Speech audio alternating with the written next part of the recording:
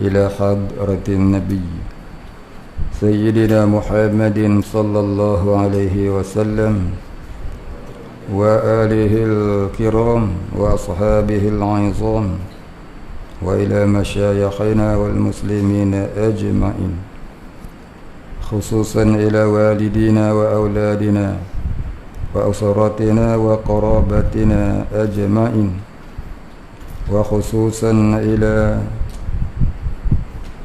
والدينا وأولادنا وأسرتنا وقرابتنا أجمعين، وخصوصا إلى حاجاتنا ومقصودنا إما في الدنيا وإما في الآخرة، وخصوصا إلى سيدنا وشيخنا الشيخ محمد عيسى بن أحمد عيسى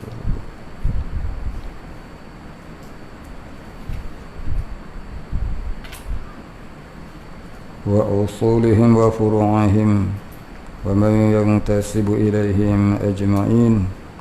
شيء لله الفاتحة. أعوذ بالله من الشيطان الرجيم. بسم الله الرحمن الرحيم. الحمد لله رب العالمين الرحمن الرحيم مالك يوم الدين إياك نعبد وإياك نستعين اهدنا الصراط المستقيم صراط الذين أنعمت عليهم غير المغضوب عليهم ولا الضالين آمين.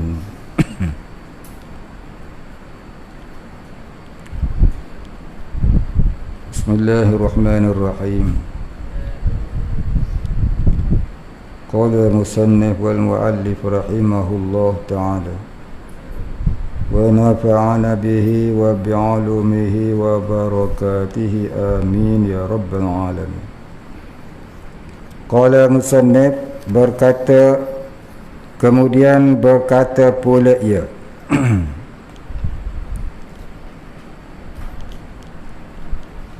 walhasil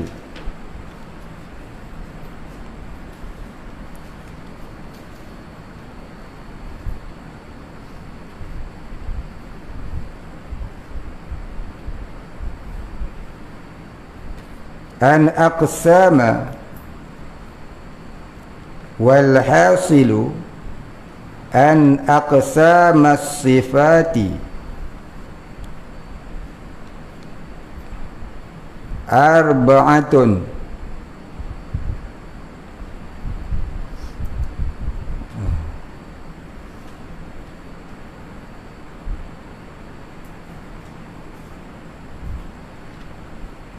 nafsiyatun wa salbiyatun wa ma'nawiyatun wa ma'ani.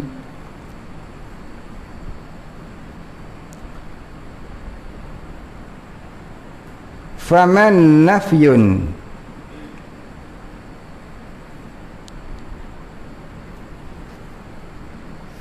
syai'an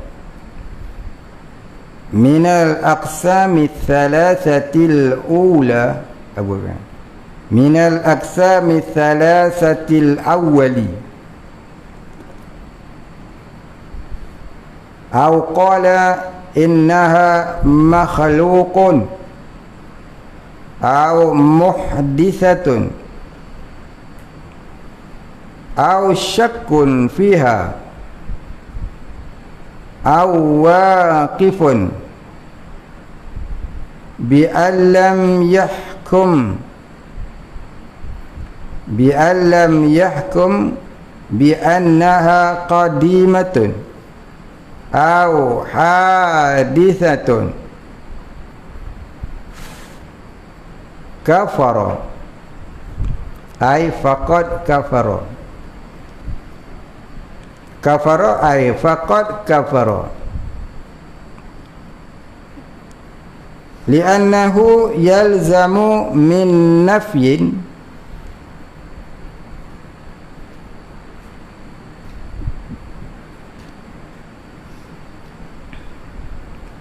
شيء منها an-naqsu.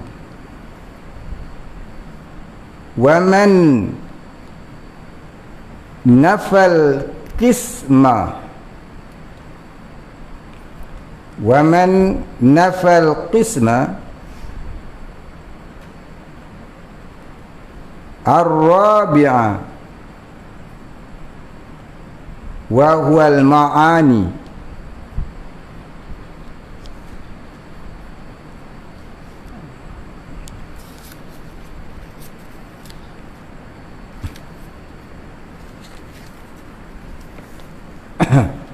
Kal mu'attilati,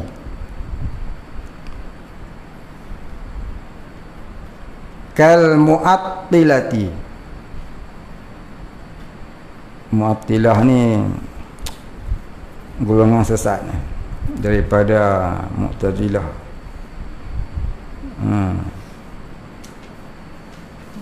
Kal mu'attilati la yakfaru li'annahu la yalzamu ala nafyihi syai'un yaqumu bizzati fa innaha qadiratun min ghairi qudratin, fa innaha qadiratun min ghairi qudrati wa muridatun min ghairi iradatin, fa innaha qadiratun min ghairi qudratin wa muridun min ghairi iradatin.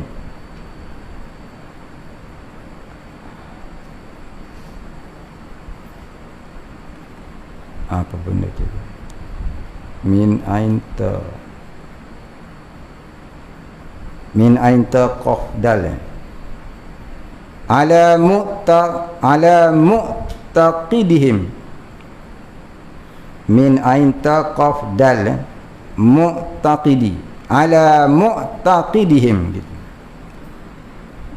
Itu tak nampak bawah sebelah pun nampak.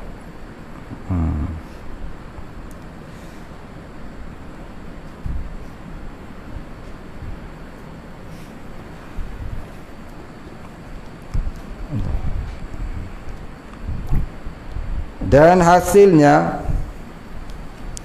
bahwasanya terbahagi sifat itu 4 bahagi. Dan hasilnya ni, dan kesimpulannya bahwasanya terbahagi sifat itu, yakni terbahagi sifat 20 itu 4 bahagi. Nafsiyah, yakni yang pertamanya sifat nafsiyah, dan salbiyah, ini dan keduanya sifat salbiyah, dan ma'nawiyah, dan ketiganya ma'nawiyah, dan ma'ani, ini dan keempatnya sifat ma'ani. Apa sifat nafsiyah?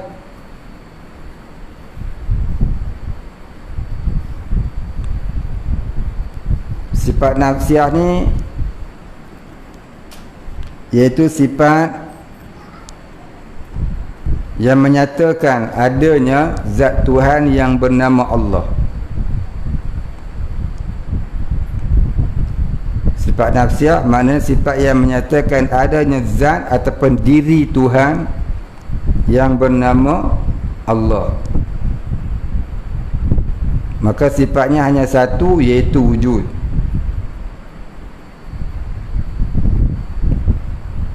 Yang kedua, salbiyah.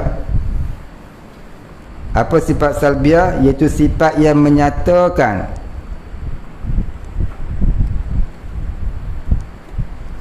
tidak sekali-kali Allah itu bersifat kekurangan.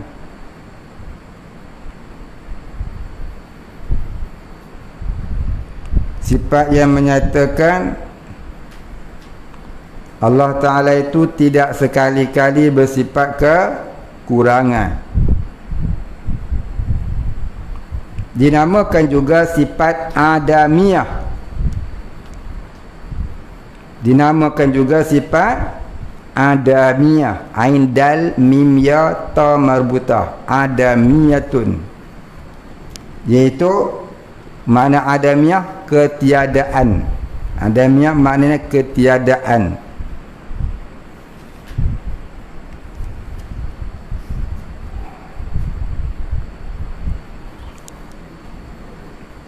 Sifatnya ada 5. Yang wajib kita tahu 5. Apa dia? Qidam, baqa, mukhalafatuhu lil hawadith, qiyamuhu binafsi, wahdaniyah. Habis qidam tu sifat kekurangan ke? Qidam tu sifat yang wajib ada pada hak Allah. Habis dinamakan salbiah, iaitu makna salbiah ni apa? Menafikan.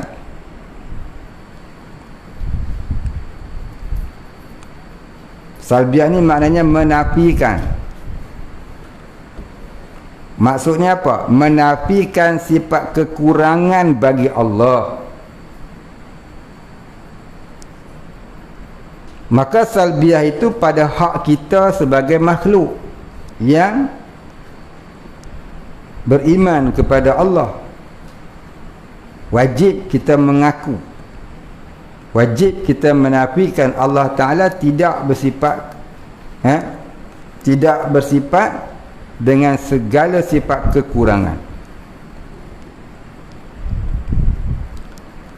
Habis qidam tu,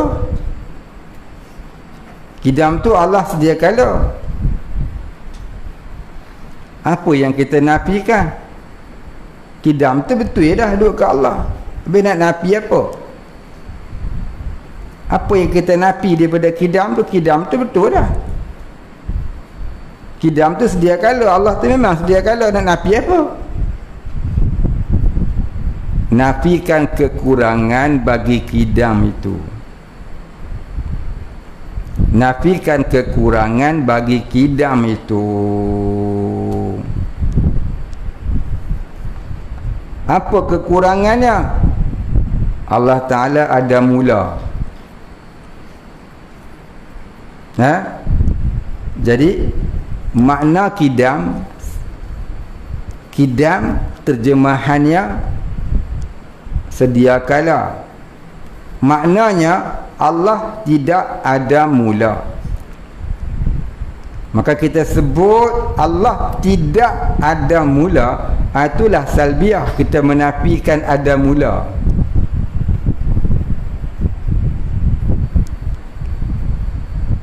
Baqa terjemahannya kekal. Maknanya apa dia? Maknanya Allah tidak musnah. Kita kata Allah tidak musnah, itu menafikan Allah tu musnah. Itulah salbiah. Kita menafikan Allah akan musnah. Oh, tu tidak.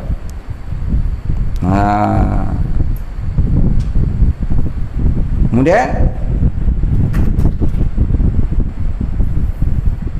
mukhalafatuhu lil hawadith, terjemahannya apa?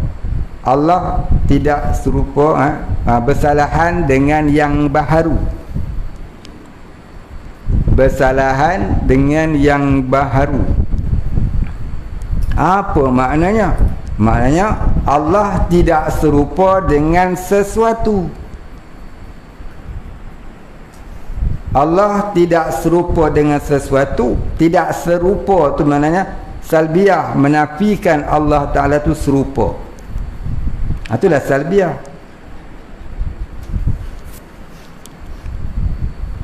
Qiyamuhu binafsih, berdiri dengan sendiri.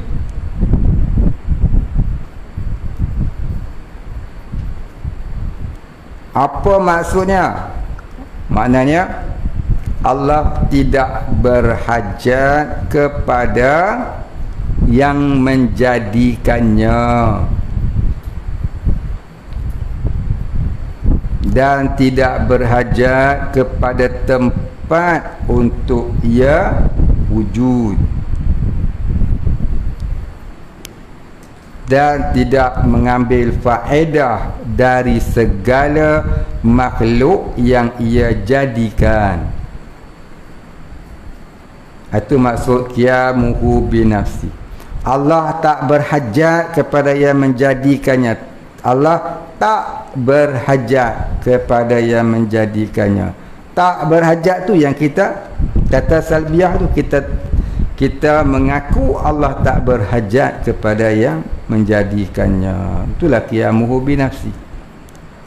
Itulah salbiah di situ. Menafikan yang itu. Kemudian wahdaniyah, keesaan. Wahdaniyah terjemahannya keesaan. Artinya apa? Allah tidak berbilang-bilang. Tidak berbilang-bilang itulah namanya salbiah. Salbiah maknanya menafikan, iaitu menafikan Allah Ta'ala bersifat kekurangan. Menafikan apa di situ? Menafikan Allah itu berbilang-bilang. Maka Allah tidak ada mula, Allah tidak ada akhir. Allah tak berhajat kepada sesuatu. Allah tak serupa dengan sesuatu. Allah tidak berbilang-bilang. Itu namanya salbiah, menafikan. Tidak tu menafikan. Itu pada hak kita. Kita orang beriman hendaklah menafikannya. Adapun hakikatnya pada hak Allah itu insilabun. Insilabun ni apa dia? Ternapi. Ternapi ni sama ada kita menafikan atau kita tak menafikan, memang sudah Allah Ta'ala tu ternapi segala sifat kekurangan bagi dirinya. Jadi kata Pak Da'i Mekah, pengarang kitab Baquratul Amani, ya, dia kata salbiah itu dengan makna insilabun. Hakikatnya Allah Ta'ala itu insilabun, yang ini ternapi segala kekurangan. Salbiah itu kita yang menafikan. Adapun hak Allah Ta'ala insilabun, sudah pun ternapi. Sama ada kita menafikan ataupun tak menafikan, Allah memang sudah ternapi sifat-sifat kekurangan. Jadi siapa yang menafikan, dia tu mukmin. Siapa tak menafikan, dia tu kafirin. Itu kita nak faham, sekurang-kurang faham dalam sifat salbiah. Esok tanya lupa pula. Boleh bukan main ni.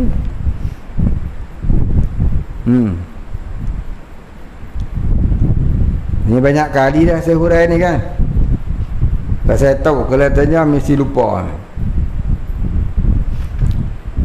Kemudian maknawiyah. Apa itu maknawiyah? Kita cerita ma'ani dulu. Apa dia sifat ma'ani? Sifat ma'ani ialah sifat yang menyatakan adanya pada diri Allah itu sifat-sifat kesempurnaan yang tak terhingga banyaknya. Sifat ma'ani ialah sifat yang menyatakan adanya pada diri Allah Ta'ala itu sifat-sifat kesempurnaan yang tak terhingga banyaknya, yang wajib setiap mukallaf mengenalinya, bukan mengetahui ya, mengenalinya. Ialah 7 sifat: kudrat, iradat, ilmu, hayat, sama, basar, kalam. Siapa tak tahu berdosa. setiap nafas yang keluar masuk duduk dalam dosa. Tu sebab maknanya dah yang wajib kita tu ada 7. Kudrat, iradat, ilmu, ayat, sama, basar, kalam. Siapa tak tahu berdosa besar. Siapa tak tahu berdosa besar. Lebih besar pada tak semayang. Lebih besar pada tak semayang lagi. Tak semayang berdosa pada pekah. Tak kenal Allah berdosa pada syahadah, pada bab syahadah, pada bab akidah. Tak semayang itu rukun Islam yang kedua. Tapi tak kenal Tuhan itu rukun Islam yang pertama. Tak ada yang pertama, tak adalah yang kedua. Jangan ada buat mudah dengan tauhid, orang duk kata pandai tauhid tu pun tak tahu lagi jadi tauhid tu. Tauhid bukan ilmu. Tauhid bukan ilmu. Mengajilah kitab tauhid 7 gerabak ke tepi pun dah khatam. Tapi kalau tidak jadi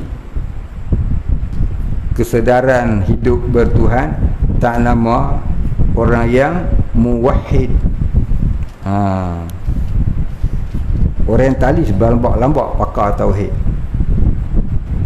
Orientalis berlambak pakar tauhid. Dia sendiri pun tak masuk Islam, entah agama pun tak ada. Sebab apa? Sebab terhenti atas ilmu. Jadi tauhid ni bukanlah ilmu.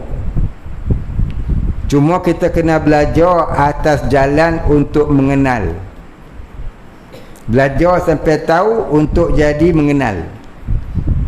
Jangan belajar sampai tahu tapi tak sampai mengenal. Tahu tapi tak kenal tak jadi. Pasal apa orang hisap dadah?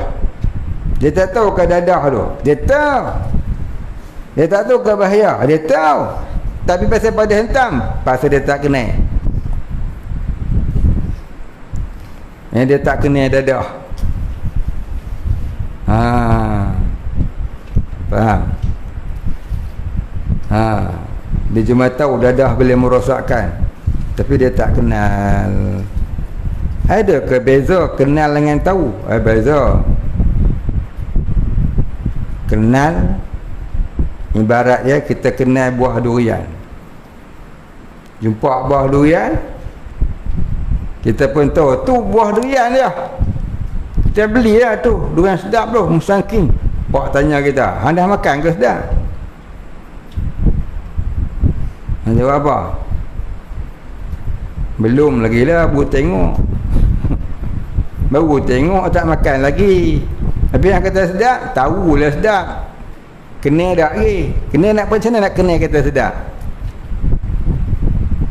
Nak kena kata sedap, dia kena pergi beli, kemudian buka kulit dia, ambil isi dia, buah dalam mulut, rasa telan, barulah rasa. Jadi kena tu ialah rasaan di mata hati, bukan ada ilmu yang diketahui.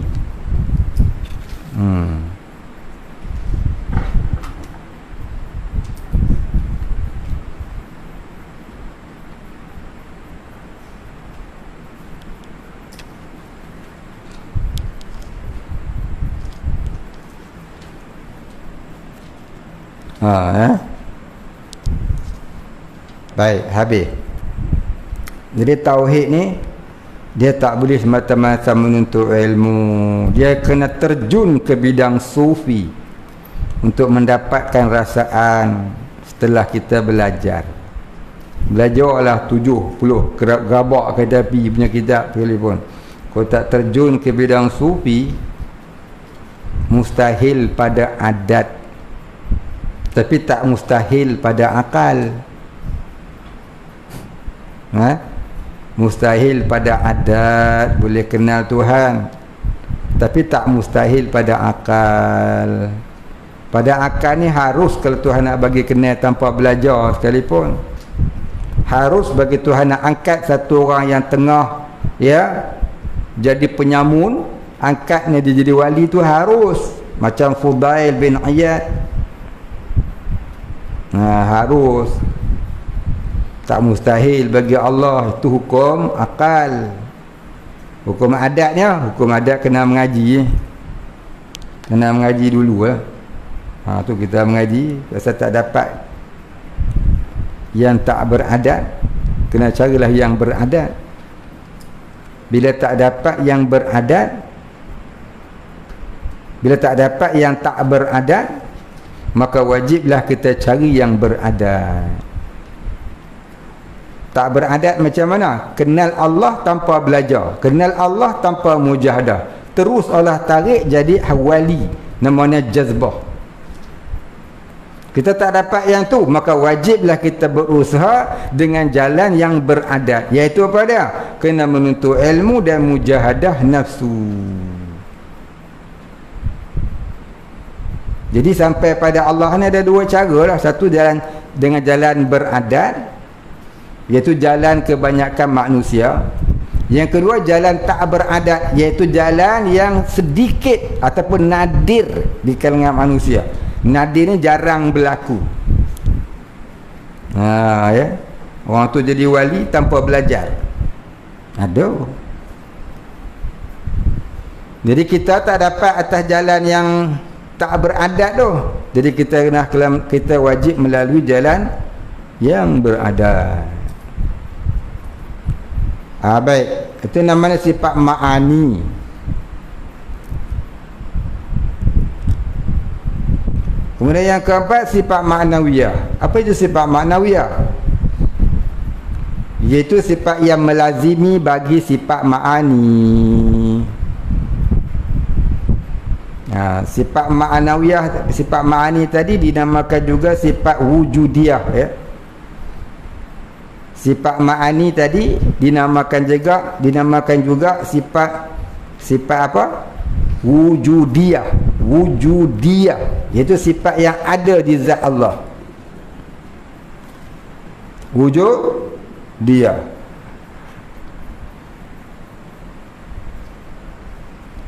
Sifat yang ada di zat Allah.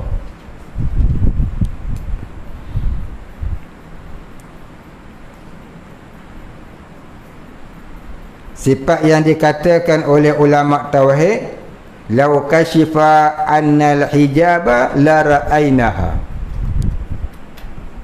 Kalaulah dibukakan hijab, nescaya dapat melihat akan dia.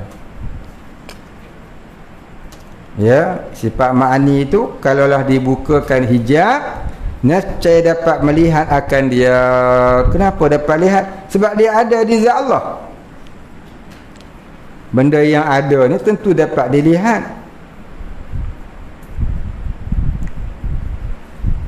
Orang kata kuman kecil tak dapat lihat, boleh lihat kalau ada alat dia. Apa dia? Mikroskop. Bukan? Begitulah juga Allah itu ada, sifat-sifat maknanya ada, tentulah dapat dilihat. Tapi kalau dibukakan hijab, baik, kita ni tak dibukakan hijab, maka dapat lihat tu dengan apa? Dengan mata hati. Melihat dengan makna ya, rasaan di mata hati, iaitulah ingatan kepada Allah. Ingatan yang tak hilang-hilang. Allah itu kudrah. Ingatan yang tak hilang-hilang. Allah itu basar. Contohnya yang pernah kita hurai dalam kitab hikam dulu ni. Baik, habis. Itu sifat ma'ani. Ma'nawiyah ialah sifat yang melazimi bagi ma'ani. Apa dia? Iaitu sifat yang menyatakan adanya sifat ma'ani di zat Allah Ta'ala itu tidak bercerai tanggal dari zatnya, tidak berubah-ubah dan tidak musnah. Sifat ma'nawiyah tu begitu. Sifat yang menyatakan bahawasanya sifat ma'ani itu tidak bercerai tanggal dari zat Allah, tidak berubah-ubah dan tidak musnah. Baik, hafal, ingat, itu ta'arif sifat yang wajib kita tahu pada hak Allah. Nafsiyah, salbiyah, ma'nawiyah dan ma'ani dan ma'nawiyah. Baik, titik di situ. Bagi barang siapa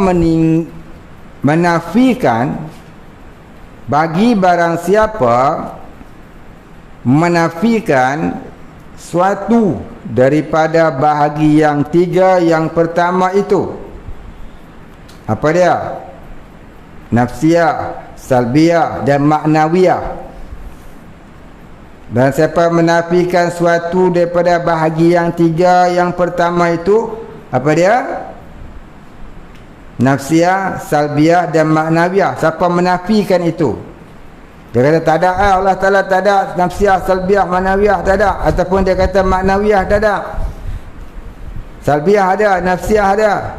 Ataupun dia kata nafsiyah ada, ma'nawiyah ada, salbiyah tak ada. Atau dikata bahawasanya ia makhluk atau baharu. Itu makhluk bukan baharu, bukan Allah Ta'ala. Dia kata itu makhluk, bukan qadim. Atau syak padanya, dia ragu-ragu. Syak mana ragu-ragu, sungguh ke Allah Ta'ala ada sifat nafs ma'nawiyah ni? Termasuk kata ragu-ragu padanya, pada tiga sifat itu. Atau terhenti dengan bahawa tiada menghukumkan. Terhenti maknanya dia tak confident. Terhenti ni maknanya aku tak tahu, serah pada Allah. Terhenti maknanya tawakuf. Dia tawakuf pada Allah, aku tawakuf pada Allah. Allah Ta'ala tu ada tidak ma'nawiyah, serah pada Allah. Kena-kena betul ya. Siapa tak mengaku, dia kata aku serah pada Allah lah, Allah Ta'ala tu ada tidak salbiyah, aku tawakuf pada Allah lah, sama ada Allah Ta'ala tu ada tidak ma'nawiyah. Dengan bahawa tiada menghukumkan, dengan bahawa sebenarnya qadim atau bahru, jadi kafir ia. Tak mengaku ataupun menolak ataupun tak mau buat keputusan apa-apa, terhenti tawakuf, jadi kafir. Tu dia. Hang percaya dah Allah Ta'ala ada kaunuhu qadiran? Tu aku tak apa nak boleh habaqkan, aku tak tahu. Tak tahu, kafir. Tak boleh nak kata dah. Tak boleh nak kata. Mana dia tahu aku serah pada Allah Ta'ala? Tak tahu, jahil, berdosa besar. Menafikan, kafir. Tak mengaku ke ada, kafir. Tak nak buat keputusan, dah belajar dah, tapi tak nak buat keputusan, dah betul ya. Aku tawakul lah pada Allah Ta'ala, terhenti. Itu mana kita terhenti tu, jadi kafir. Tak tahu, jahil, pasal tak belajar, berdosa besar. Tak jadi kafir, dosa besar, pasal tak belajar. Pasal apa jadi kafir? Kerana bahawasanya lazim daripada nafi, yakni tentulah dengan sebab nafi. Lazim daripada nafi ni tentulah dengan sebab nafi suatu daripada Allah Ta'ala itu kekurangan, yakni akan sifat kekurangan.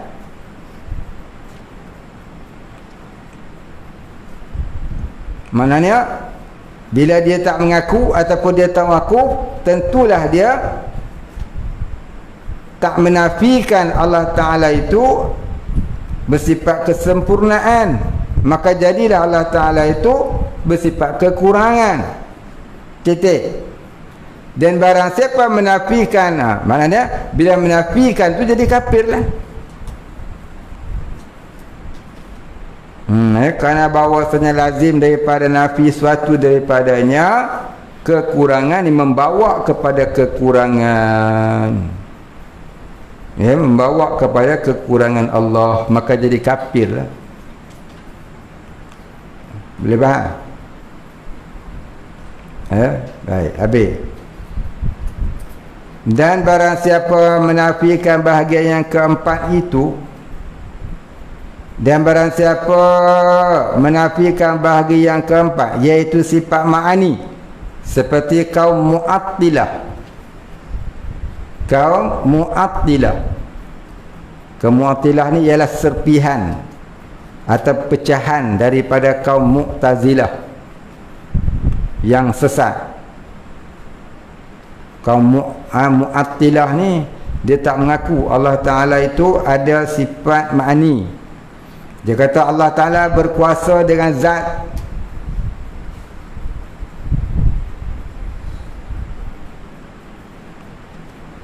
Allah tak ada sifat. Allah itu zat yang tidak bersifat. Allah berkuasa dengan zatnya yang Allah Ta'ala berkuasa dengan zatnya. Kaum Mu'attilah ni beriktikad Allah Ta'ala itu zat yang tidak bersifat. Allah berkuasa dengan zatnya. Dia iktikad lagu tu jadi lagu mana? Tiada kufur ia, tak kafir. Kerana bahawasanya tiada melazimkan atas nafinya itu kekurangan yang berdiri dengan zatnya.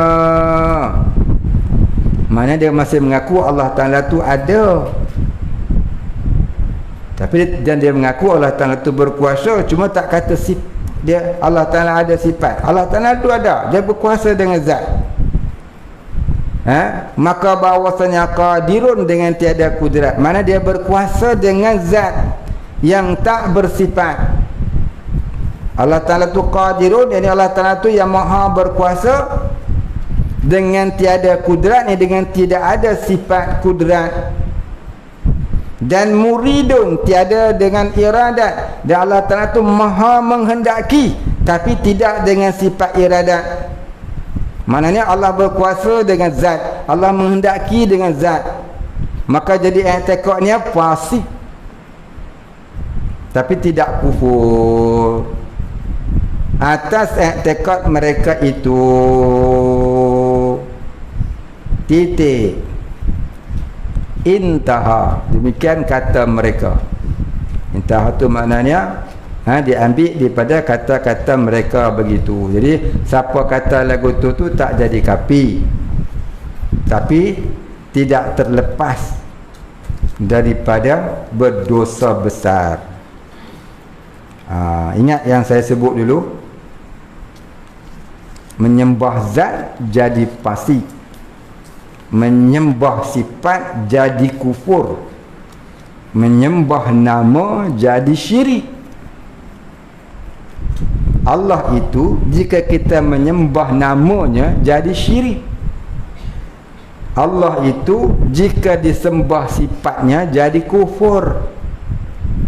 Allah itu jika disembah zatnya jadi fasik. Jadi siapakah Tuhan yang kita sembah?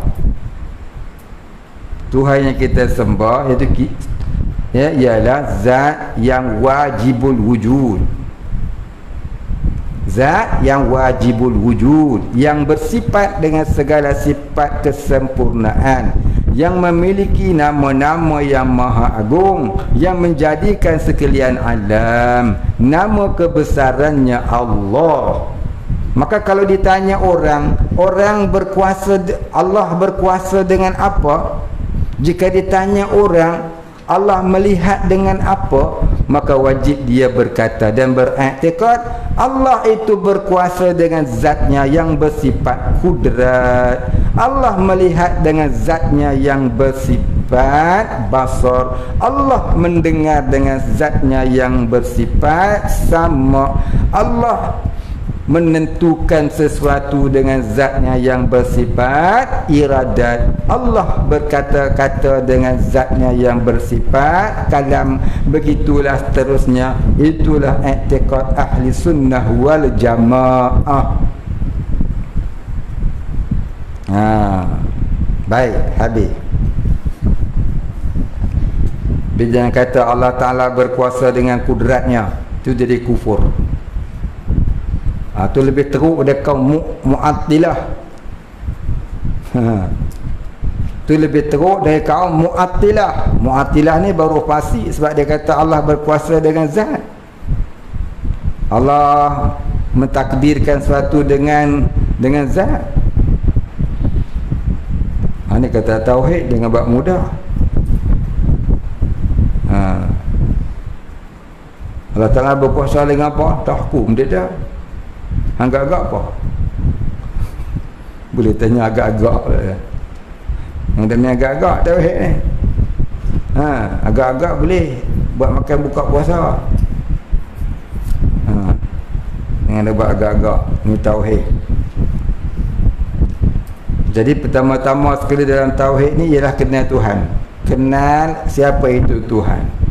Kenal apa itu pengertian Tuhan. Sebab tu mula-mula kita baca dulu Tuhan itu ialah apa?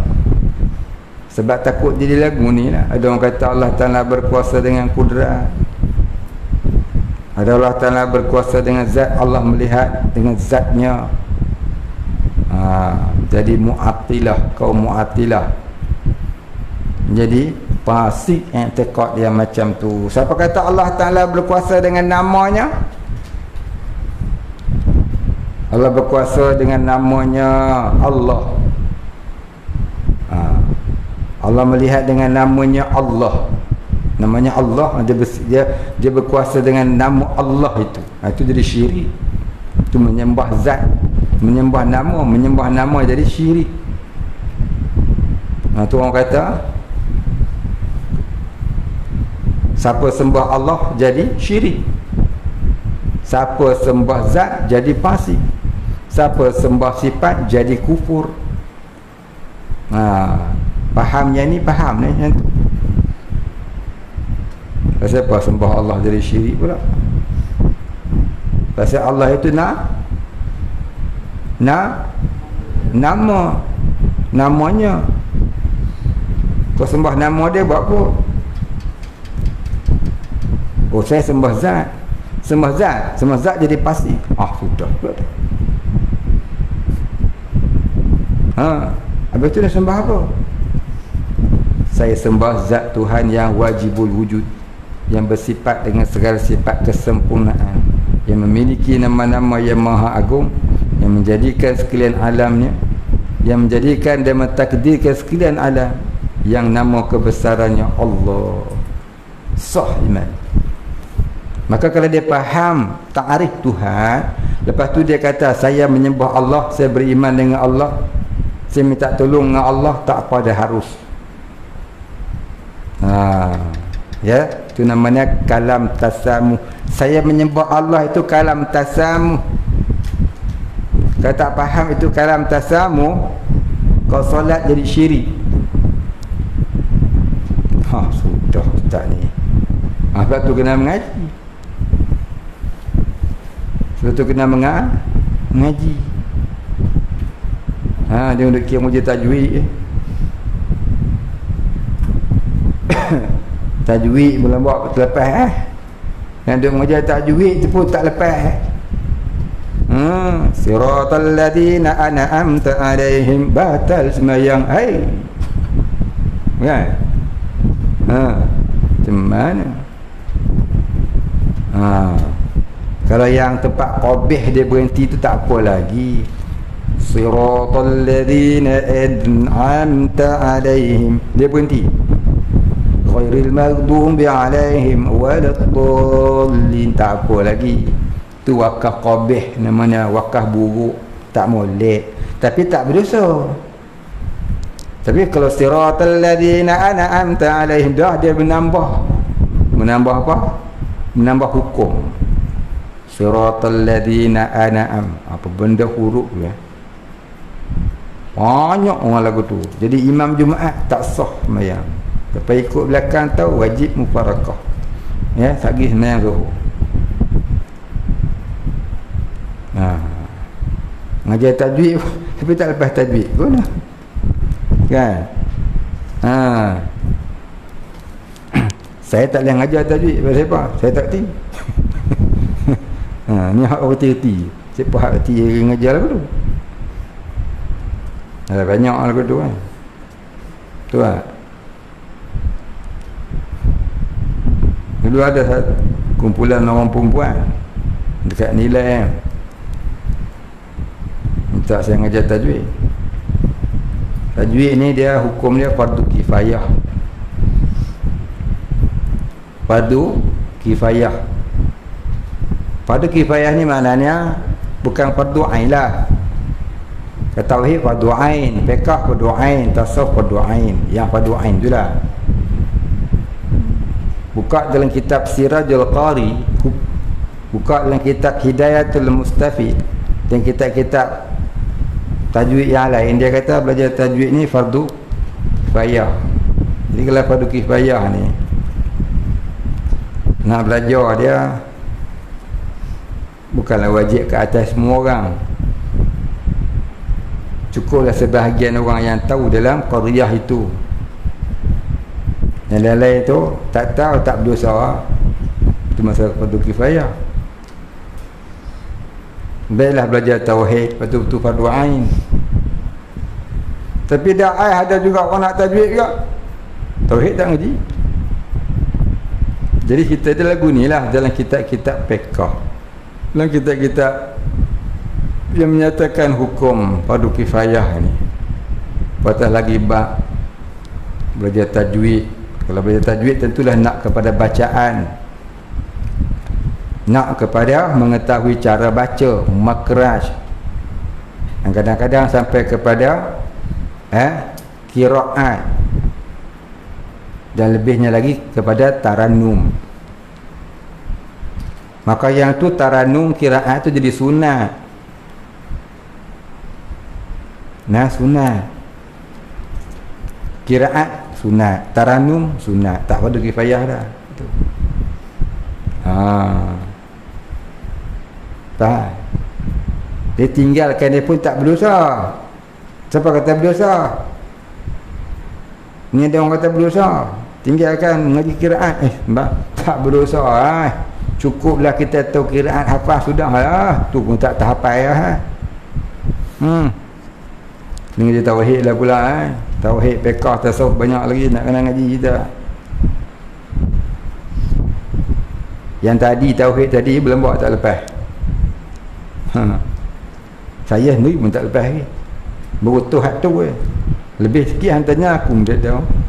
Kat tu tok gua ke buat kat tu Lepas tu tok gua mati. Tak ada ngaji habis. Kat tu Jadi bila tahu dah fardu kifayah,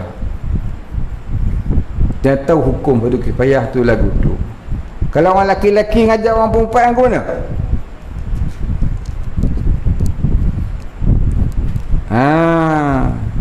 Apatah lagi kalau mengajarnya tu kadang-kadang boleh menimbulkan fitnah. Contohnya bacaan ismam. Kalau saya ajar perempuan, perempuan tu pula kalau umur 99 tak apa. Ini hak 19 mana? Sekali saya pun ajar ismam.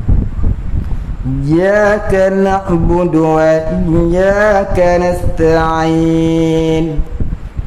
Wah, ustaz ni lucah. So dia report polis. Gari pula. Kita nak ngajar hukum ismam, dia kata kita lucah. Pasal apa? Nak cium dia.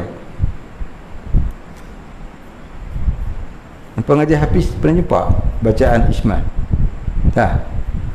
Nun bertanda dhammah. Ya kana budu iyyaka nasta'inu. Betul tak? Bukan wa iyyaka nasta'ini, iyyaka na'budu wa iyyaka nasta'ina ke? Nasta'inu. Ha? Nun tu bagi atas ke bagi domah? Ha, tu kena baca isma. Ihdinas iyyaka na'budu wa iyyaka nasta'in ihdinas siratal mustaqim. Dibaca iyyaka na'budu wa iyyaka nasta'in ihdinas. Kalau kita baca wasal, kalau kita wakaf ke indo, sunat diismamkan nun. Iyyaka na'budu wa iyyaka nasta'in. Oh, tak lucu. Awek kat belakang umur 19 tahun, tak ni nak buat kat aku ke apa? Dia perasan betul. Saya pernah mengajar di Taman Murni Bukit Canggang. Ada tajuk budak-budak ada hak mak budak pun ada seorang tu, perempuan Lubnan. Perempuan tu dia kahwin dengan orang Malaysia, duduk kat situ, orang Lubnan. Satu mak dia berapa? 26 ke 28. Ni baca Fatihah. Allah. Tu hebat kat dia. Minggu ni minggu depan yang ada mai. Orang Lubnan ni dia punya make up dia kalah opera. Nak ngaji tak duit. Dia dah pakai seluar jin. Tudung pakai lah. Oh, sosial sungguh orang Lebanon. Rashid tak main? Rashid tahu? Tanya Rashid. Apa tu abang kata? Suruh dia berhenti minggu depan. Saya nak ajar budak-budak.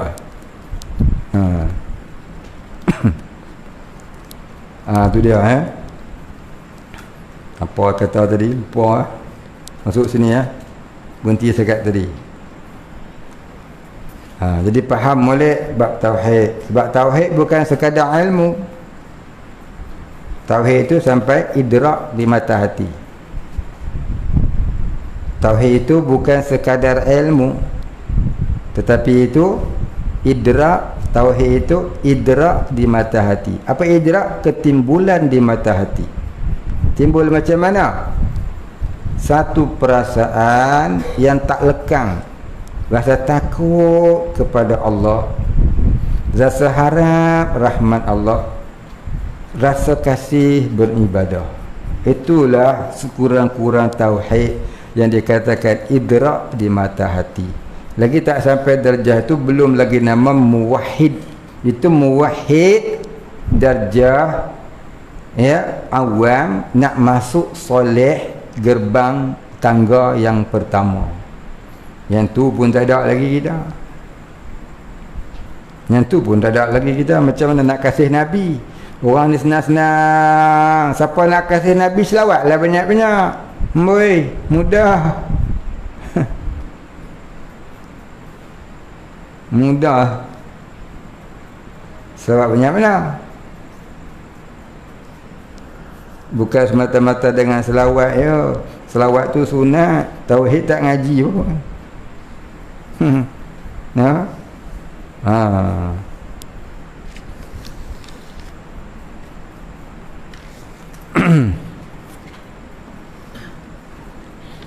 Nak selawat tu ialah betul lah.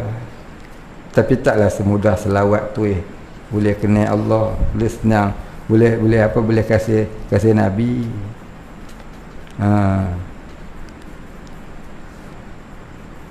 Bukan semudah itu.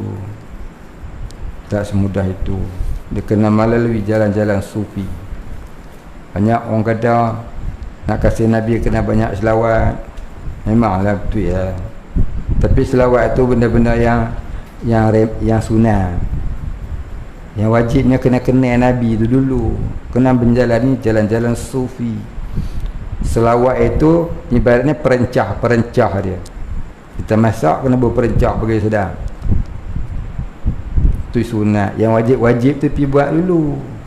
Buat yang sunat-sunat. Nak masak kari, nak bagi sedap, orang kata bubuh perencah hilal. Dia pun buh air, buh hilal. Sebut kari tak bubuh, jadi kari ya. Dia kena bubuh yang fardu ain kari dia dulu. Apa dia? Sebut kari ca'o. Faiza. Lagi apa? Ada bi, ada bus. Biar ada serbuk kari, tak ada santan, tak apa. Tak ada apa? Tak ada apa tadi sebut? Hilal, tak apa. Tak ada garam, tak apa.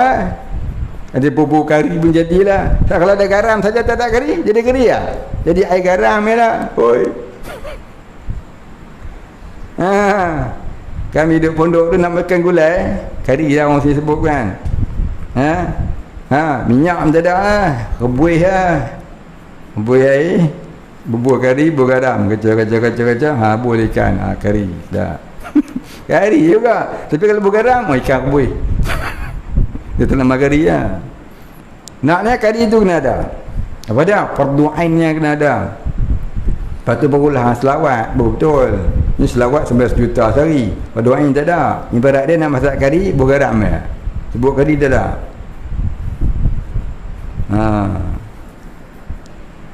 Baik, kita berhenti sekat tu. Kemudian katanya soal. Wallahu a'lam.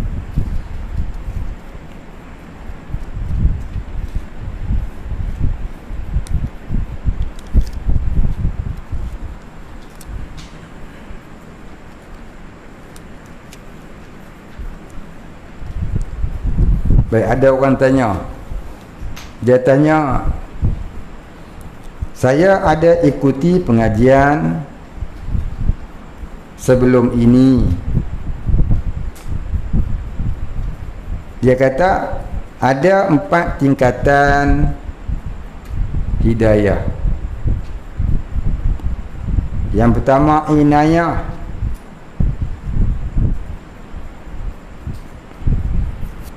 Yang kedua taufik. Yang ketiga hidayah. Yang keempatnya bidayah. Keempat tingkatan hidayah, 4 tingkatan nur ilahi, cahaya ilahi. Ada 4 tingkatan nur ilahi, iaitu cahaya ilahi. Apa dia cahaya? Petunjuk. Maka petunjuk itu ada 4. Yang pertama inayah. Yang kedua taufik. Yang ketiga hidayah. Yang keempat bidayah. Soalan satu, kok bagaimanakah daripada tingkatan kedua, iaitu taufik, untuk sampai mendapatkan tingkatan ketiga? Adakah amalan-amalan yang patut kami lakukan? Dengan sebut kami, katalah kita. Saya pun tak sampai agak lagi. Ingat aku sampai lah. Saya pun tak sampai lagi ya. Kita ni muzakarah je.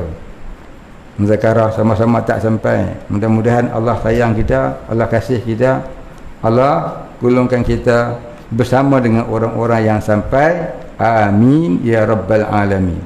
Saya pun macam tuan-tuan perempuan, termasuklah macam orang yang bertanya ni juga, orang awam juga, dosa banyak. Baik, jadi dengan sebut kami, sebut kita, apa yang patut kita lakukan? Bu cantik soalan dia. Jadi apa amalan-amalan yang patut kita lakukan? Amalan dia macam kita kata tadilah. Yang pertamanya kena menuntut ilmu, sekurang-kurangnya fardu ain tauhid, fardu ain fiqh, fardu ain tasawuf. Itu yang pertama. Yang kedua, istiqamah dalam taubat nasuha. Istiqamah dalam taubat nasuha. Maknanya kalau kita ni dah buat dosa dulu ni, hari ni kita taubat sungguh-sungguh, jangan ulang-ulangi dan jangan terasa teringin pun. Teringin tu pun taubat juga. Terbuat juga, taubat balik. Dan jaga sungguh-sungguh, jangan buat minta tolong dengan Allah, jangan sampai kita terbuat balik. Dosa kecil kena taubat dah. Jangan kata dosa kecil, rasa nak buat dosa tu pun kita taubat. Rasa nak buat dosa tu terkadang tak berdosa, tapi kadang-kadang berdosa. Saya dah cerita dulu kan, ada 5 tingkatan perasaan nak buat dosa, 4 tingkatan tak berdosa lagi. Mai ke 5 tu wajib taubat. Pasal apa dah jadi dosa. Ada satu ulama kata ada 4 tingkatan. 3 tingkatan tu tak berdosa lagi. Sampai yang keempat tu wajib taubat. Tu nak cerita panjang, cuba tengok balik huraian dulu saya pernah beritahu. Panjang. Cuba tengok dulu punya huraian. Saya dah hurai. Nak cerita panjang. Baik, jadi taubat, jaga. Jangan sampai lama duduk dalam berdosa. Yang ketiga, ni yang susah nak cerita ni. Wajib belajar dengan guru yang mursyid serta menerima bai'ah tarekat sufiah daripadanya. Ya. Belajar dengan guru yang mursyid dan terimalah bai'ah wirid tarekat sufiah daripadanya. Nombor 3 ni banyak disebut dalam kitab-kitab tasawuf. Di antaranya kitab Tok Kenali yang bernama Qamarul Huda. Carilah kitab Qamarul Huda karangan Tok Kenali. Sebut Tok Kenali, orang tak komplain dah kot. Mereka Pak Wahabi je lah. Pak Wahabi tak boleh hiang dia. Dia menyembah Tuhan yang duduk atas arash. Ngaruk dia. Tu Wahabi tak boleh hiang dia. Kita kira dia sunnah. Ya. Tok Kenali kata wajib belajar dengan guru mursyid. Ni nak sampai kepada mengenal Allah tu, kena belajar, kena ada guru yang mursyid. Apa peranan guru mursyid ni dalam kita berguru dengan dia? Guru mursyid itu guru yang mencapai tahap waliullah. Dan apabila kita berguru dengannya, mudah-mudahan bila Allah kasih kepada seseorang itu, orang yang dia kasih pun Allah Ta'ala akan kasih. Bila Allah Ta'ala kasih, Allah berilah tingkatan-tingkatan kepadanya. Bezanya kita kawan dengan orang-orang yang dibenci Allah, maka kita pun akan terkenalah kebencian-kebencian itu. Tandanya apa dia? Dulu kita solat, hari ni kita galat. Betul tak? Dulu kita pergi masjid, hari ni kita tak pergi dah ke masjid. Kita tukar pergi karaoke dia pula. Gitulah kita dia. Nombor 3 tu ya. Buka dalam kitab-kitab tasawuf mana pun dia suruh kita belajar dengan guru yang mursyid. Dalam kitab ini pun ada ni, kitab yang kita baca ni. Ya, dalam kitab Pelita Penuntut pun ada. Dalam kitab Aqidatun Najin yang kita baca hari Isnin Selasa tu pun ada. Banyak kitab-kitab suruh kita belajar dengan guru mursyid. Peranan guru mursyid itu ialah antaranya ia membimbing rohani muridnya dengan lantunan zikir-zikir rohaniyah. Mudah-mudahan orang yang dipilih Allah daripada orang yang menuruti guru mursyid tadi, dia akan mencapai darjah-darjah tertentu. Ya. Jadi kena buang sungguh-sungguhlah sifat-sifat celaka dalam hati itu. Ya. Apa sifat celaka dalam hati? Segala sifat-sifat yang dibenci Allah. Yang keempat, istiqamah beramal. Jangan rajin buat, malahnya tidak. Itulah 4 jalan yang disebut oleh Syekh Abdul Qadir Jailani rahimahullahu ta'ala wa qaddasallahu sirrah wa nafa'ana bihi wa bi'ulumihi amin biddaraini amin. Ada 4 jalan tadi. Sudah hafal ke belum? Orang baru mungkin belum. Orang lama sudah lama hafal. Orang lama sudah sampai kot. Saya macam tu dah juga. Tak sampai-sampai. Nak sampai dah ke kubur ni, tak sampai-sampai lagi. Ya, ilmu, taubat, talqin, wirid tarekat, istiqamah, beramal. Itu 4 jalan nak sampai daripada inayah kepada taufik, taufik kepada hidayah, hidayah kepada bidayah. Baik. Kemudian soalan kedua, bagaimana cara untuk kami, kita lah, mujahadah nafsu hingga kita boleh mendapatkan tingkatan ketiga itu? Mujahadahnya 4. Yang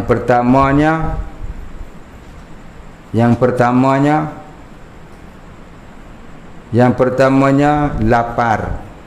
Maknanya tidak makan selagi benar-benar lapar, ataupun kurangkan makan, ya, yang halal.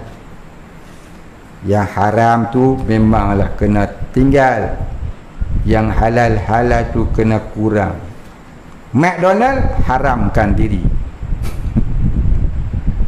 KFC pun haramkan diri, walaupun dia kata halal, tapi franchise-nya sana semuanya penentang-penentang orang-orang Islam.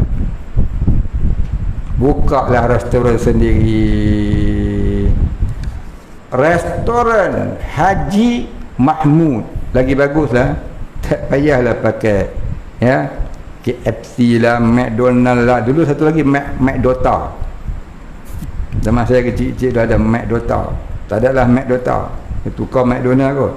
ANW lah apa bala. Orang kita ni dia cukup rasa high class, cukup sophisticated. Saya sebut sophisticated. Up to date semua lah tu. Kalau masuk ANW, McDota, McDonald, apa lagi tak, KFC, tapi kalau masuk restoran Haji Ahmad bin Mabrur, oi, rasa lekeh no. Ayam goreng pung dadah tak sedap. Sayur kampung ulam tak mau. Dia nak makan apa tu? Daging beku. Yang bagus sangat. Itulah punca kanser.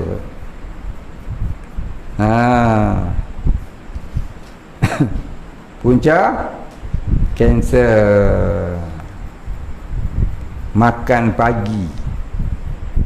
Banyak orang-orang barat jadi kanser pasal makan tu lah daging-daging beku, ais tu. Itulah antaranya. Ya. Makan daging-daging hak lagu tu. Tak ada basuh bersih, tidak tahu. Ya. Tapi orang buka franchise McDonald kat Malaysia, dia kata, "Hai, kami ni buka restoran ni, mana ada sangkut paut dengan yang Israel punya. Kalau nama pun daripada menatang tu, takkan nak pergi tempat lain, ke situ jugalah." Ingat ni orang Malaysia bongok-bongok lah, tak sekolah, terang-terang nak nipu orang. Macamlah kita ni bangang-bangang mereka. Ingat pelbagai ni bangang-bangang lah. Tapi ada juga orang bangang terima saya lagu tu. Tutup ya kedai tu, pergi buka restoran sendiri. Buka dia restoran Malaysia, masakan kampung, belacan bubuh, cincaluk bubuh, apa lagi, tempoyak, budu. Lagi sedap. Ngajarlah kata ayam. Tu penyakit. Merepek ke mana pula tahu. Jadi ditanya bagaimana cara untuk mujahadah. Tamanya lapar tadi, nombor 1. Jangan kata makan yang menolong Israel. Bukan Israel, Israel. Jangan dia sebut Israel. Israel tu jadi nama Nabi Yaqub, buat hina Nabi Yaqub. Israel tu nama Nabi Yaqub, buat hina Nabi. Bu nama Israel. Tikus neraka. Dia. Itu saya punya buku. Bu dapat hadiah semalam.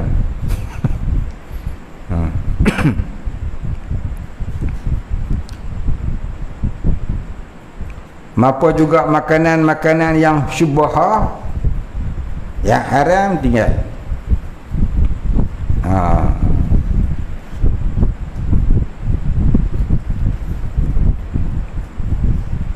Yang kedua, diam.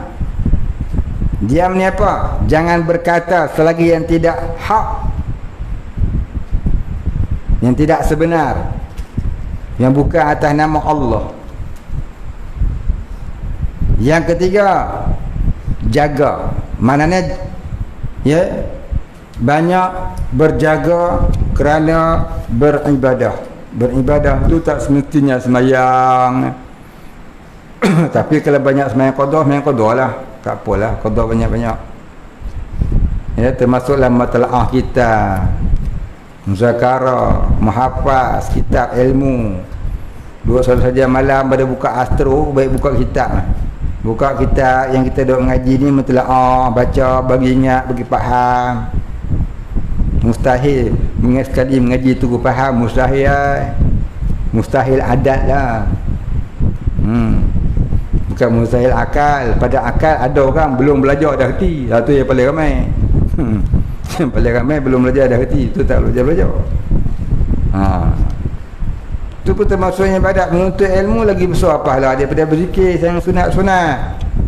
Kita balik matlaah kita, nak faham kita, itu lebih besar pahala daripada sembahyang sunat, berzikir sunat, selawat yang sunat, baca Quran yang sunat. Menuntut ilmu tu lagi besar pahala dia.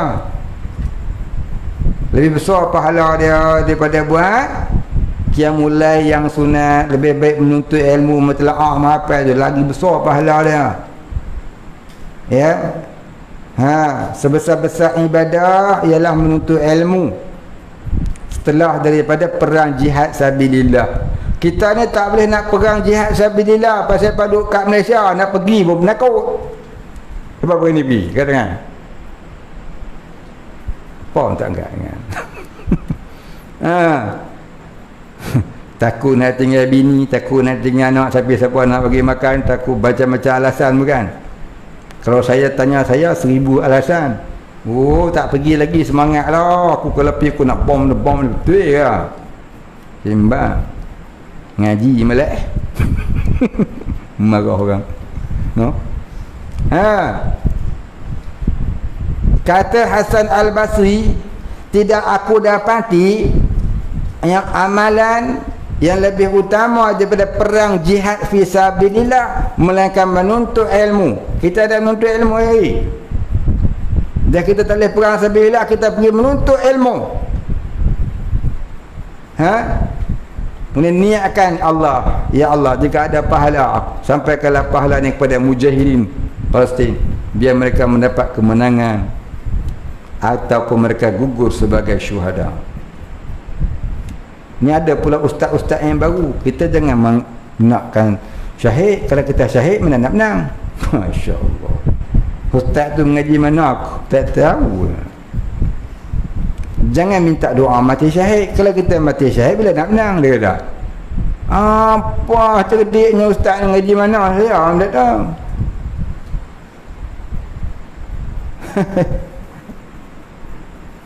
Dia tak baca Quran ke? Tak baca hadis ke? Yang Allah Ta'ala kata, jangan kamu berkata mereka itu mati, sesungguhnya mereka itu hidup di sisi kami. Mereka tu orang yang menang ni ialah orang yang berjuang Islam sampai dia akhirnya mati kerana memperjuangkan Islam. Tu yang disebut ulaika humul muflihun.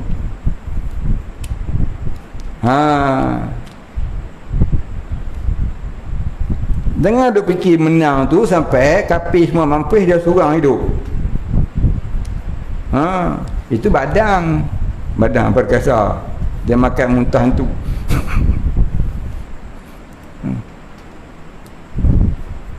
Gitu.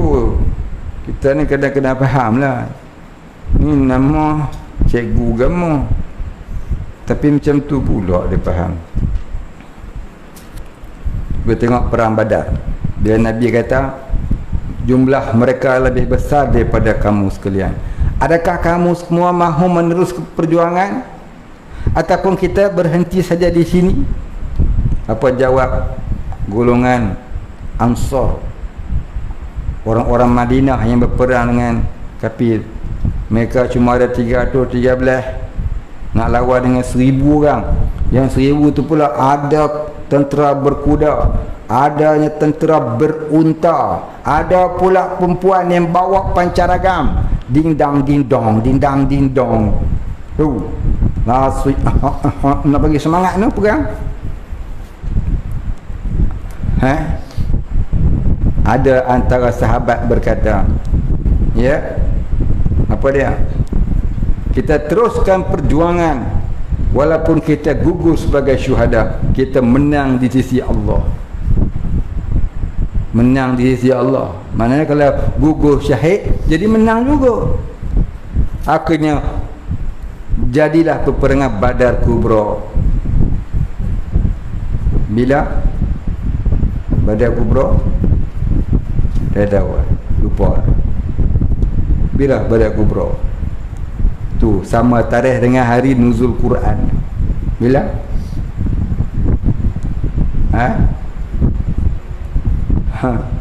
17 Ramadan. Ya ke? Betul? Betul ya?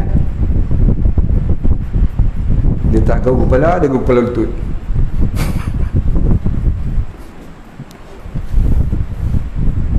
Tahun berapa? 40 Hijrah ke 50 Hijrah? 69 Hijrah. Elok. Tahun berapa orang tak ingat dah. Siapa menang? Islam menang. Padahal jumlahnya 1/3 daripada kafir. Tu orang yang berani mati, yang cita-cita nak syahid, yang doa nak mati syahid tu. Mari ustaz ni kata kalau kita mati syahid macam mana kita nak menang? Ya Allahu Rabbi. Dia tak faham punya. Mana mengaji dia dah. Inna lillahi wa inna ilaihi raji'un. Ada juga orang lagu tu nak dunia. Dulu ada satu orang, ustaz apa saya tahu, masuk YouTube. Dia kata Hamas menyerang Israel tu cari penyakit. Masya Allah. Ni seorang lagi tak faham nama sabilillah, tak faham gua, tapi ustaz ke ustaz ni pakai kopiah nanti hang sembang apa tak dengar ke? Wa man jahada fina lanahdiyannahum subulana. Ya Allah, inilah dia akhir zaman lagu ni, ya. Ana min ghairi dajjal akhwafu alaih, ana akhafu alaikum, ana min ghairi dajjal akhwafu alaikum min ad-dajjal. Aku lebih takut di kalangan kamu akan kedatangan dajjal sebelum dajjal yang sebenar. Fayaqulu man huwa ya Rasulullah. Sahabat bertanya, siapa dia Rasulullah? Qala Nabi ulama usuq. Ini ada orang bagi semangat orang Islam nak lawan dengan kafir. Tu 313 orang mukmin, orang Islam, orang Ansar, orang Islam dengan 1000. Tak ada pun Nabi kata mencampakkan diri ke lembah kebinasaan dah. Orang kafir lagi besar pada jumlah ahli Badar.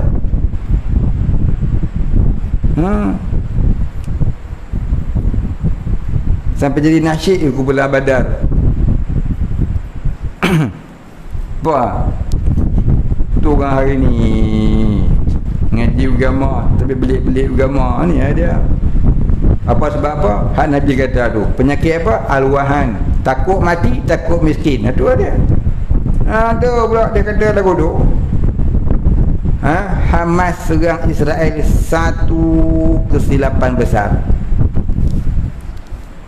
Nanti Israel akan menyerang bertubi-tubi kerana Israel amat kuat. Memanglah pun Israel kuat.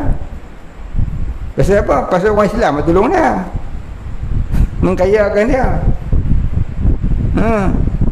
Bila ada orang Islam nak jahanamkan dia, kita jangan pula elok. Lepas tu kita bagi sokongan, beraninya Hamas tu nak lawan Israel yang besar.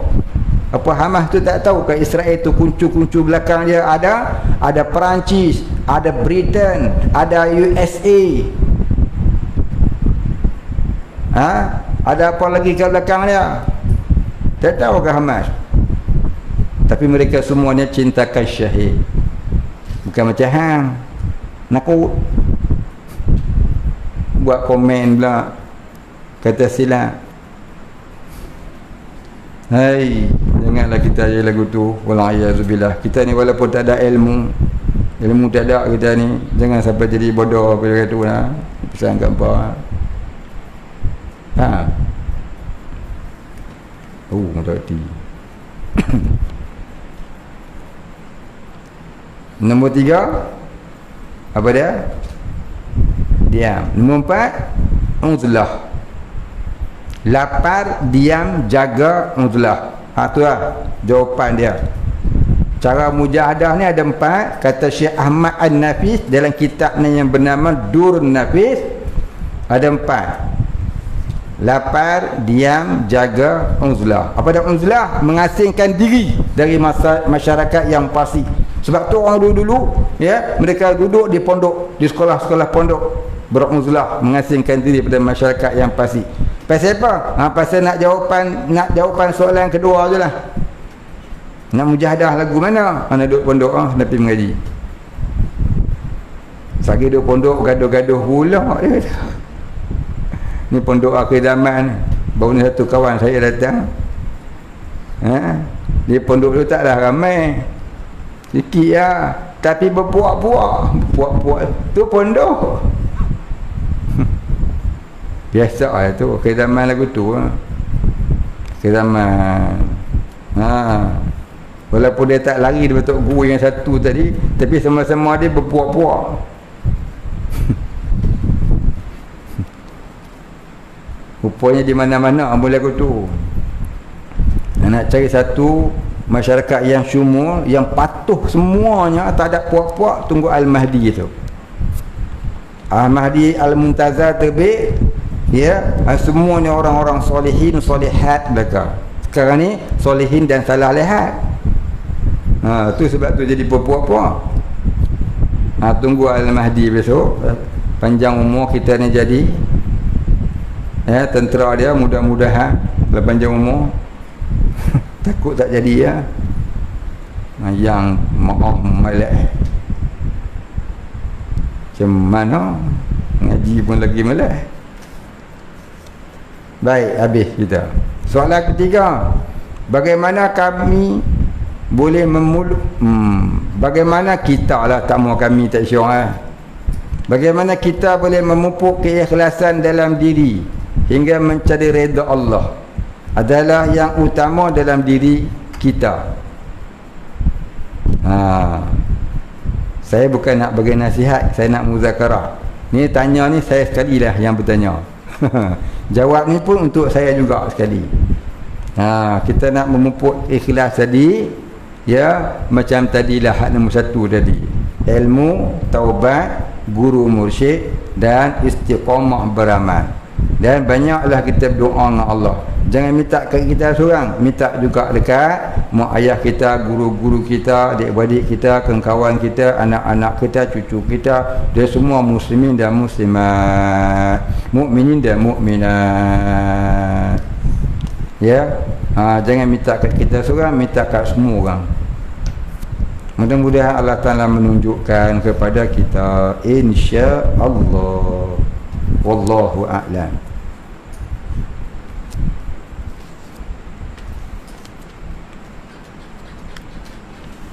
Baik, dia tanya, guru mursyid itu kita mesti sentiasa belajar dengan guru mursyid itu ya, atau kata lain mesti sentiasa berdamping dengannya? Kata almarhum guru saya, guru itu kalau ianya mursyid, dia sentiasa menaungi muridnya di alam rohaniah, walaupun tidak duduk di dalam halaqahnya. Contohnya kata guru saya, dia menerima tarekat Syattariyah ini dengan Padain Mekah. Setelah dia menerima, tak berapa lama dia kembali ke Malaysia dan tidak lagi bertemu dengan gurunya. Dan guru saya ini dikenali oleh ulama-ulama Kedah, seorang wali Allah, Syekh Haji Isa bin Ahmad Ansarullah. Jadi tidaklah wajib dan mesti kita sentiasa duduk ya berdamping dengan dia, ya. Maka cukup sekadar kita menerima talqin dengan dia dan memelihara adab-adab kita sebagai murid kepadanya, maka dia akan mendampingi ruhaniah kita di alam ruhaniah. Kaedahnya begini, ini disebut di dalam kitab Riyad Dia'ul Murid, kitab Dia'ul Murid karangan Syekh Daud Al-Fatani yang juga seorang khalifah tarekat Syattariyah. Apabila kita menerima bai'ah dengan seorang guru yang mursyid, tak kala kita nak memulakan wirid tarekat, maka sunat dihadirkan di dalam ingatan kita akan guru kita. Sekurang-kurangnya menghadirkan wajah guru. Maka menghadirkan wajah guru itu bukanlah kita menyembahnya, bukanlah kita bersujud kepadanya, bukan kita mengaku dia Tuhan dah. Kita membayangkan itu seumpama kita membayangkan mak kita masa kita rindu ke dia, ingat ke dia. Contohnya gini, kita malas belajar. Saya selalu beritahu dekat murid saya di sini, kalau hampa malas sangat belajar, hampa pejam mata bayang muka mak ayah di rumah.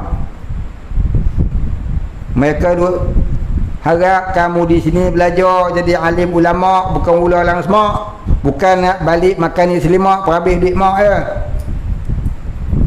Jadi apa guna kamu pejam mata bayang mak ayah? Sebab nak menimbulkan semangat, nak jadi motivasi agar rajin belajar. Bukan kamu menyembah mak kamu, bukan kamu sembah bapak kamu dah. Begitulah amalan tarekat sufi. Belum wirid, dia bayang muka guru, dinamakan Rabitah Syekh. Bayangkan wajah guru itu bukan menyembah dia, ya. Doa itu maknanya simbolik hubungan rohani kita dengan guru.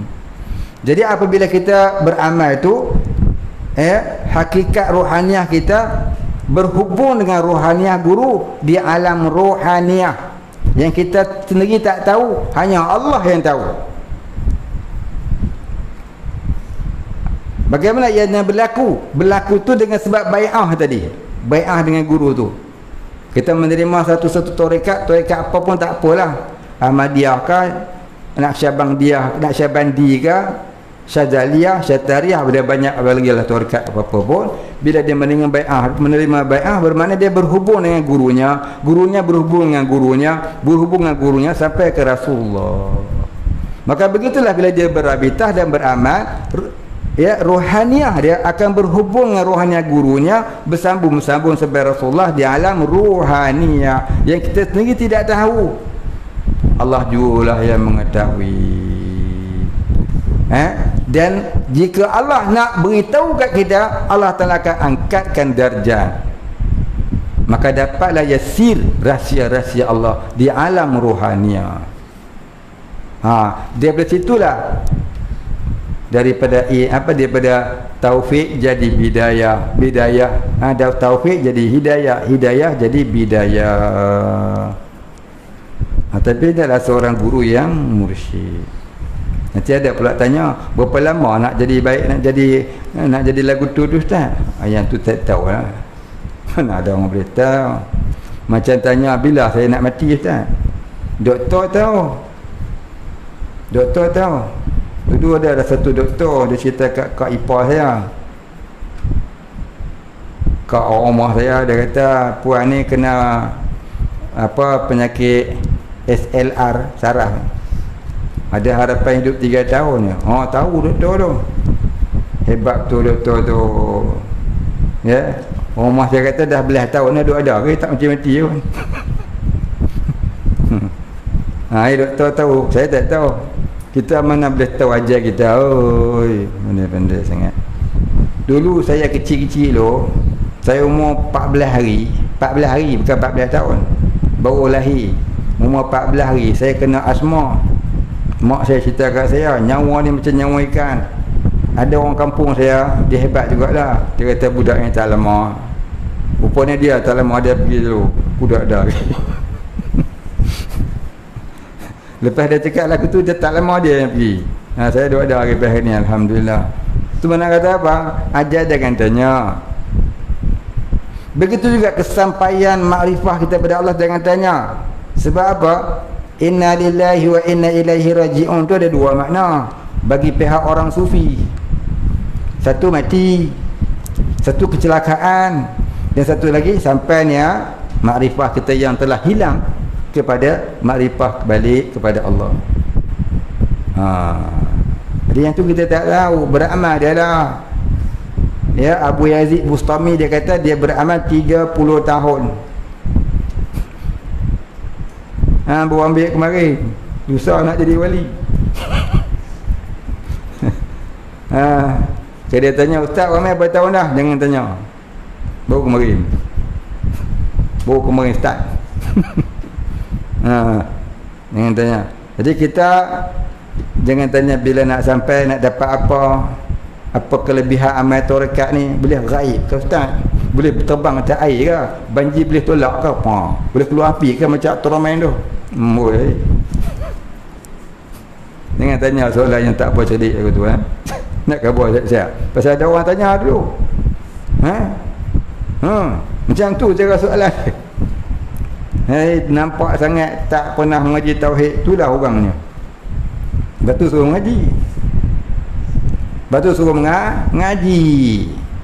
Benda yang di luar kemampuan kita untuk tahu, dan di luar kemampuan kita untuk boleh, yang semata-mata la haula wala quwata illa billah, jangan ditanya. Kerja kita beramal sajalah. Wa ma khalaqtul jinna wal insa illa liya'budun. Beramal sajalah. Tuhan nak pilih ke atau orang pilih ke, nak letak di mana, itu Allah Taala. Hang jangan tanya.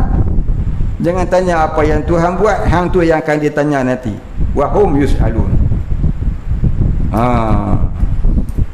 Gitu baik. Baguslah soalan ni. Ada lagi satu soalan dia.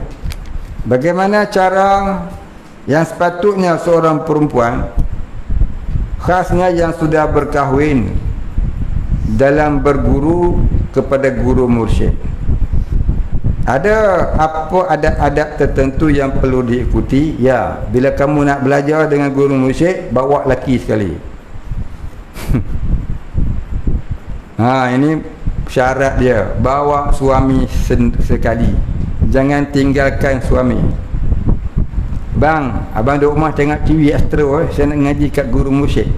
Ngalin kitab tasawuf martabat 7. Pakai tak balik dah tadi. Pasal apa abang tak boleh pi? Tok guru tu kata abang tak payah pi. Cek ya boleh pi. Pi ngaji apa orang? Cek seorang-seorang. Tok guru tu nak bawa cek ni ke alam ni. Alam arasy. Alam arasy ke alam barzah?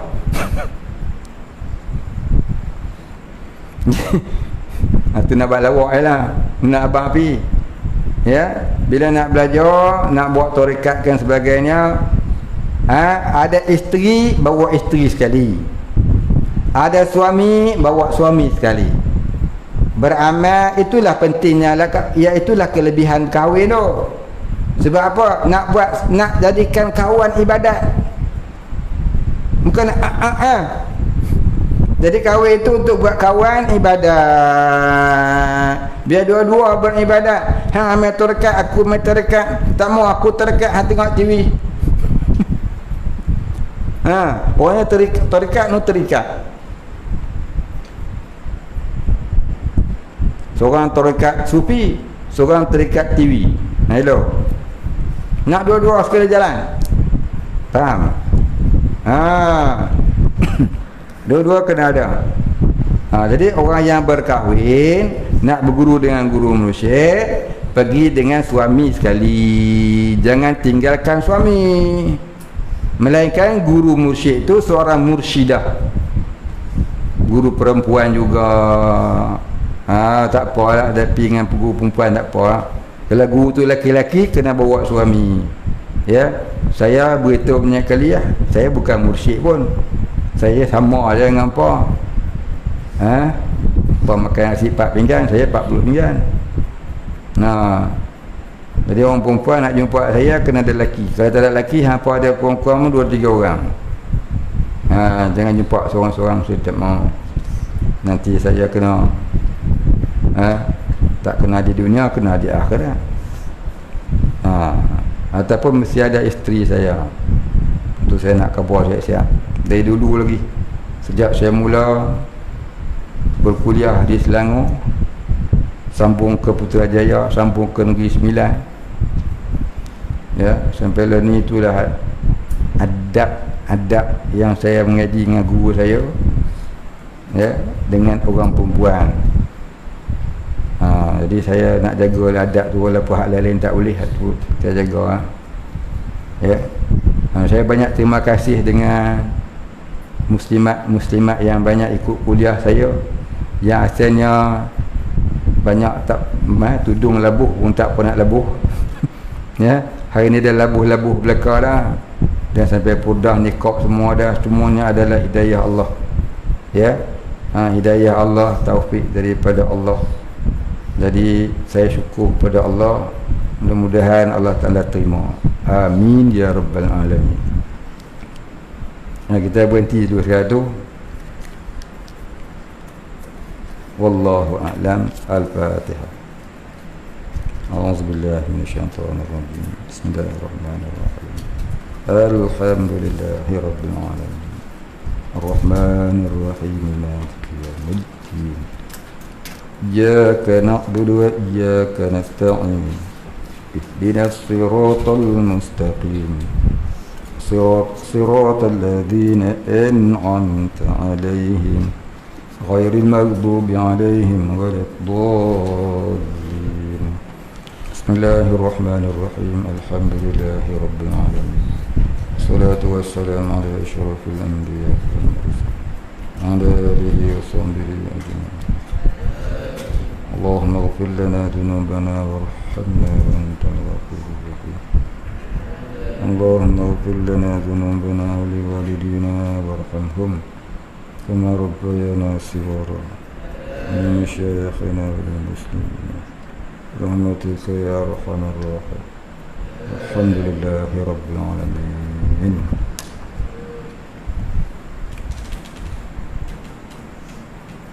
Saya ngajar mata saya terang. Saya habis ngajar kelabu pelik tu. Ngajar terang.